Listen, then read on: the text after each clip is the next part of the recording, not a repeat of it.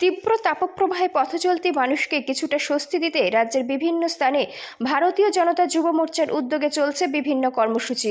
এরই অঙ্গ হিসাবে শুক্রবার তেলিয়ামুড়া মণ্ডল যুব মোর্চার উদ্যোগে তেলিয়ামুড়ায় বাজারে পথচলতি মানুষদের মধ্যে ঠান্ডা পানীয় বিতরণ করা হয়। পাশাপাশি এই দিন স্থানীয় একটি বিদ্যালয়ে বৃক্ষরোপণ করেন যুব মোর্চার কার্যকর্তারা। এই দিনের এই কর্মসূচিতে উপস্থিত ছিলেন প্রদেশ যুব মোর্চার সভাপতি তথা বিধায়ক সুশান্ত দেব। প্রচন্ড গ্রীষ্মের তীব্র দাবদাহে সারা রাজ্যের মানুষ একটা অস্বস্তিকর পরিস্থিতিতে আছে। সেই সুবাদে আমরা প্রদেশ যুব মোর্চার উদ্যোগে সারা রাজ্যব্যাপী একটা কার্যক্রম হাতে নিয়েছি। পথচারীদের মধ্যে ঠান্ডা পানীয় জল বিতরণ এবং বিভিন্ন এলাকায় বৃক্ষরোপণ। সেই সুবাদে আজকে তেলিয়ামুড়া মণ্ডল যুব মোর্চার উদ্যোগে দুইটা কার্যক্রম নেওয়া হয়।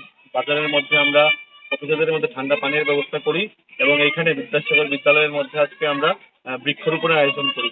আমাদের একটাই উদ্দেশ্য, আমরা অন্যান্য রাজনৈতিক দলের মতো না, আমরা পার্টির ডিফারেন্সেস অন্যান্য যুব সংগঠন থেকে আমরা আলাদা। আমরা সমাজের সাধারণ মানুষের পাশে থেকে সমাজের কল্যাণে কাজ করতে চাই। সেই সুবাদে আজকের আমাদের এই কার্যক্রম।